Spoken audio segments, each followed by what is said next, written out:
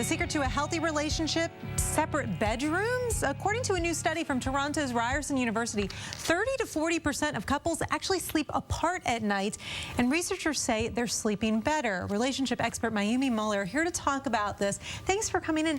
Does it surprise you when we're saying these numbers, 30 to 40%? I was shocked because I'm talking to friends, family, when we're out and about. I don't, people are kind of shy about talking about what goes on in their private life or their home, but the numbers were outstanding. Yeah, definitely. Well, here's what the researchers said. They actually monitored people's brains as they slept, and they found that some people don't get to that really deep sleep when their partners are there.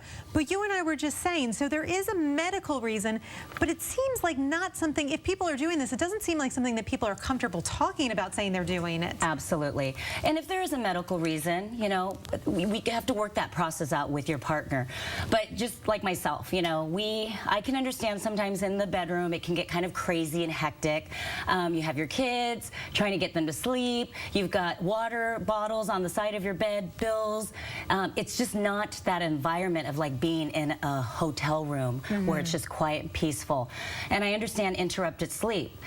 And it's important to have sleep that's not interrupted, but I also think it's important to be able to sleep in the same bed with your partner, whether it's your husband, your wife, and have that intimacy, that alone time, that private time, because once the doors open in the morning, you're going to start the whole rat race again. Yeah, so that's what actually I was going to ask you, is that if couples are doing this for whatever reasons, when is their time together? Is that your concern when you hear about this? Absolutely. And I guess if there are medical reasons that you will have to do this every now and again, or maybe make it so that on the weekends you can go in and sleep in the same bed as your partner or the same room.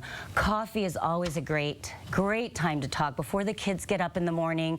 My husband and I love to have a cup of coffee. That is our time to kind of just enjoy the moment, even if it's just only for 30 minutes or 45 minutes. So if you're not actually sleeping together at night, you still need to figure out when you can carve out that couple time. Absolutely, absolutely. Do you have any advice? Because I feel like this is also a very sensitive subject, that if you say to your partner, you snore, or you toss and turn, right, I want to try this. How do you do it without hurting somebody's feelings? Exactly. And that's where you're going to have that private time. You're not going to say it in front of the kids. You're not going to say it in front of, at a family barbecue.